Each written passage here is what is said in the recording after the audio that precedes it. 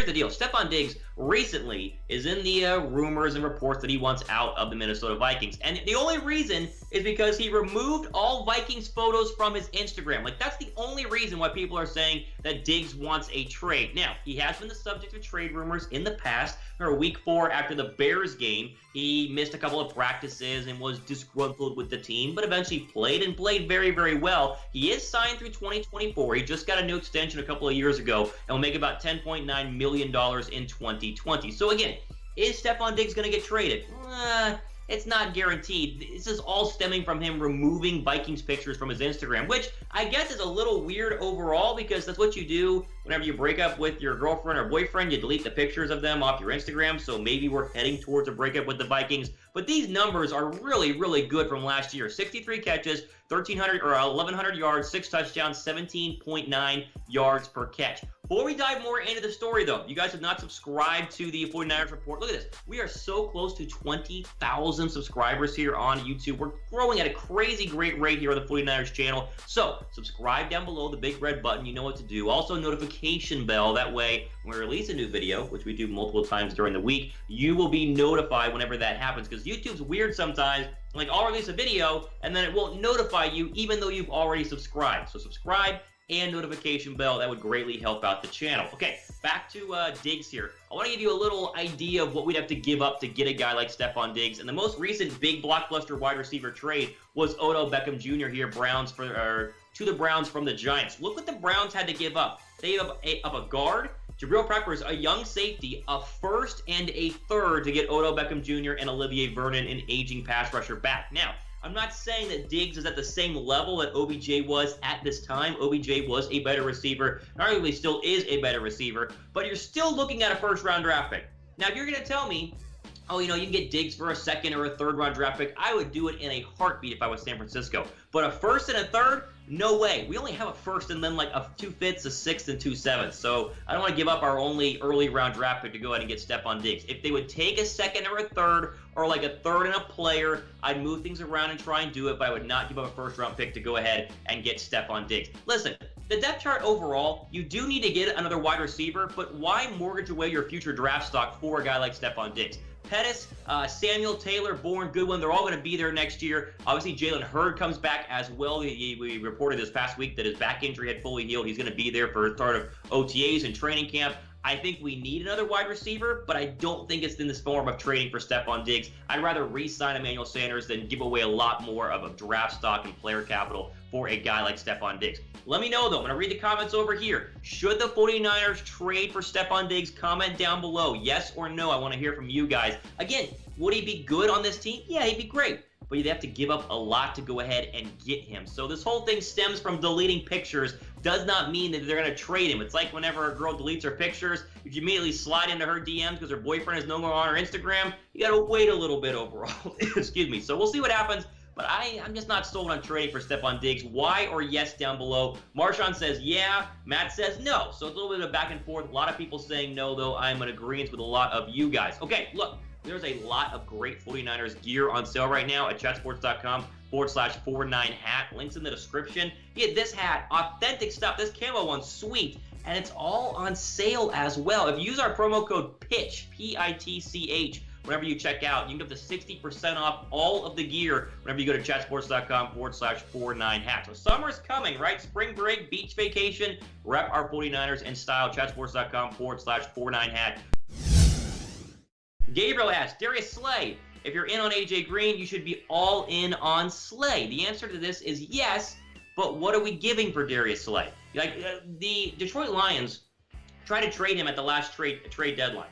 The problem is that it's going to take basically a first-round draft pick to do so. Now, the Lions have spoken to multiple teams. I think Philadelphia is rumored to be a part of this one. We mentioned Philadelphia earlier. 49ers do have those questions at cornerback. There's no denying that he's an excellent corner. 3 straight Pro Bowls, most Pro Bowl selections since 14. He's great. I would love him. But are we going to give up 31 overall, our first-round draft pick? And if it takes a second or a third, where are we getting that second and a third? You see this domino effect that has to happen in order to get AJ Green, in order to trade for a guy like Darius Slay? You have to somehow get a second or third-round draft pick, which you don't have this year because you traded for Dee Ford and Emmanuel Sanders. Now, if it just takes a straight-up first-round draft pick, I just don't want to do it. I mean, listen, he's a great cornerback. You see the stats right here. I mean, these are stupid good stats. Look at 2017, 8 interceptions. I mean, that was one of the best cornerbacks in the National Football League that year in the last 4 years. But still, I'm just not sold on giving away that first-round draft pick. I would rather either trade back or select the player that they love at 31, a safety, a corner, whatever you guys want to do. And then listen, the depth chart for the 49ers secondary is not bad. Mosley played very, very well the second half of the season. Sherman was a Pro Bowler. K'Wan Williams is very reliable in the slot. And Tart and Ward were good on the backside. You just got to re-sign Jimmy Ward. So I don't want to blow this whole thing up. Bring in Darius Slay. It's going to cost us too much. Now, don't mistake that for me saying I don't want Darius Slay. If we get Darius Slay for a third or fourth round draft pick, I mean, shoot, sign me up right now. But we're not going to be able to. I'm telling you, teams are going to be willing to give a first or a second for that kind of talent in terms of the cornerback spot, and so I don't think the 49ers have enough draft capital. We have very little money in terms of free agency, and even less draft capital with 6 picks and only, what, 1 on day 1, and the other 5 on day 3, so not a lot overall in terms of what the 49ers can do.